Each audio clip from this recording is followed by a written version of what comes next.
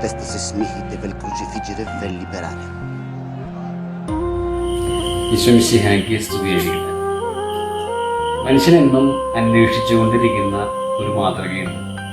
കുറവുകളില്ലാത്ത, തെറ്റുപറ്റാത്ത, തനിക്ക് അനുകരിക്കാൻ പറ്റുന്ന ഒരു ഉയർന്ന മാതൃകയെ മനുഷ്യനെപ്പോഴും അന്വേഷിക്കുന്നുണ്ട്. സുവിശേഷത്തിൽ അങ്ങനെ ഒരാളെ ഒരു രാജാവ് ചൂണ്ടിക്കാണിച്ച് ഇതാ ആ മനുഷ്യൻ എന്ന് പറയുന്നത് അത് ഈശോയാണ്. പീലാത്തോസ് വിധിവാചകം ഉച്ചരിക്കുന്നതിന് മുമ്പായിട്ട് ഇവരിൽ കുറ്റമൊന്നും കാണുന്നില്ല എന്ന് പറഞ്ഞുകൊണ്ട് ഇതാ ആ മനുഷ്യൻ എന്ന് പറഞ്ഞുകൊണ്ട് യഹൂദരുടെ മുമ്പിലേക്ക് ഈശോയെ ഇറക്കി നിർത്തുന്ന ഒരു ഭാഗമുണ്ട്. തലയിൽ മുൾമുടിയും ശരീരം മുഴുവൻ ചമ്മട്ടിടിയും ഏറ്റ് നിൽക്കുന്ന ഈശോ.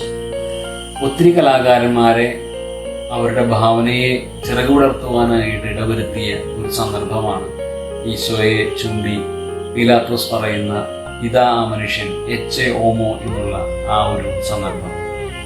അപജയങ്ങളും പരാധീനതകളുമുള്ള മനുഷ്യൻ അവന് അനുഗമിക്കാനും പിഞ്ചെല്ലാനുമായിട്ട് കണ്ടെത്തുന്നത് അവസാനം ഈ ഈശോയാണ്.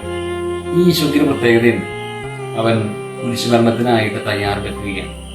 പൂർണ്ണനാണ്, കുറവുകളില്ല, തിന്മയില്ല, പാപമില്ല.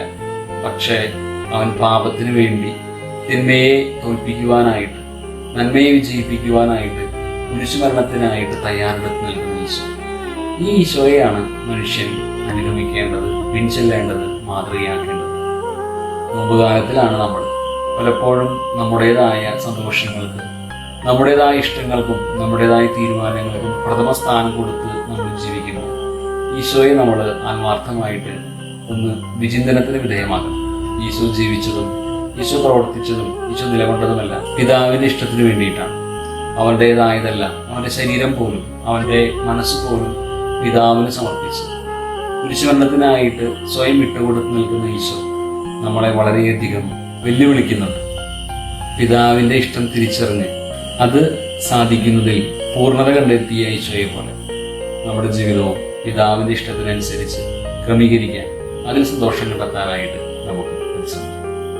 ഈശോ മിശിഹായെ ഞങ്ങളങ്ങയെ കുമ്പിട്ട് ആരാധിക്കുന്നു. എന്തുകൊണ്ടെന്നാൽ വിശുദ്ധ കുരിശിനാൽ അങ്ങ് ലോകത്തെ വീണ്ടും രക്ഷിച്ചു. Potestas es mihi